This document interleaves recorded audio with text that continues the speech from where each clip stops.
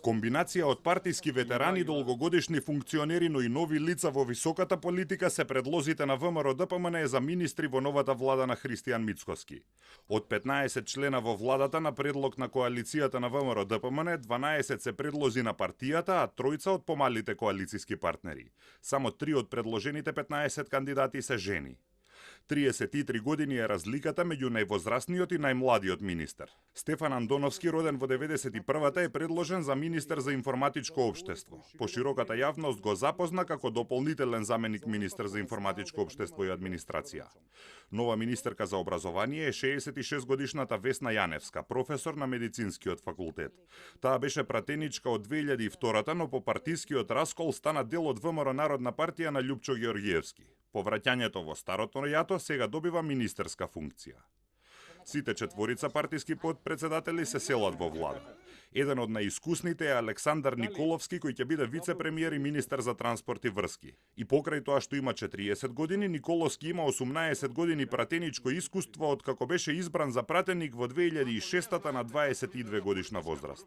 Новиот министер за одбрана Владо Мисајловски беше министер за транспорт и врски од 2015-та до 2017-та, откако Миле Јанакиевски поднесе оставка по објавувањето на така наречените бомби. Од 2020-та е пратеник. Универзитетскиот професор Тимчо Муцунски ќе биде министер за надворешни. Од 2015-та до 2017-та беше заменик министер за информатичко општество, а во 2020-та беше избран за пратеник, но го напушти пратеничкото столче во 2021-та кога беше избран за градоначалник на аеродром. И покрај критиките за водењето на општината, 35 годишниот Муцунски е унапреден во државната власт поради добрите односи со меѓународниот фактор. Ново лице во високата политика е Гордана Димитриевска-Кочовска, која ќе го предводи ресорот финансии.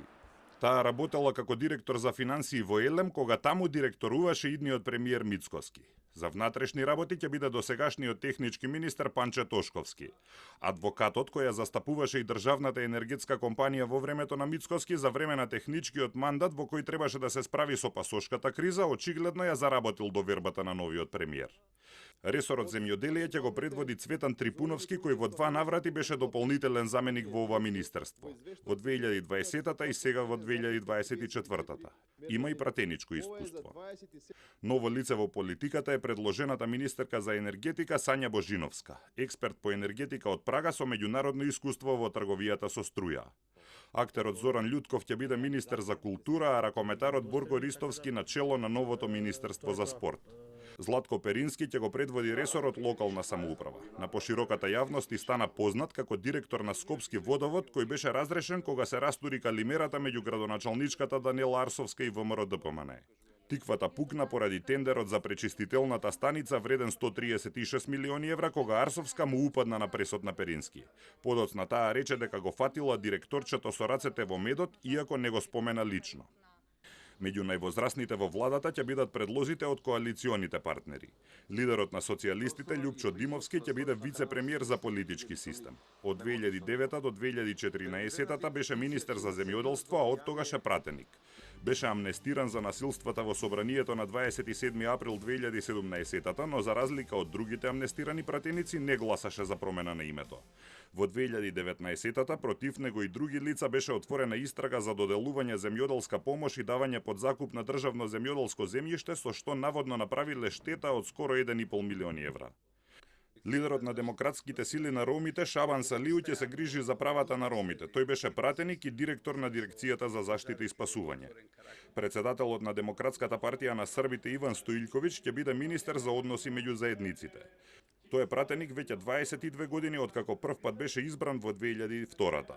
Медиумите уште во 2017-та пишуваа за врски на Стоилковиќ со српските служби, како и за врски со руски структури. Знам во владата ги доби Министерствата за правда и за администрација, а во фотелите седнуваат Игор Филков и Горан Минчев, кој има пратеничко искуство како пратеник на СДСМ.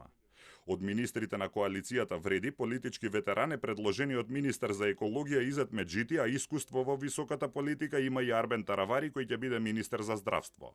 Поранешниот директор на МЕПСО Орхан Муртезани ќе биде министер за европски прашања. За социјала и демографија е предложен Фатмир Лиманија, за економија Бесар Дурмиши. Арбен Фетаи треба да биде вице-премиер за добро владење.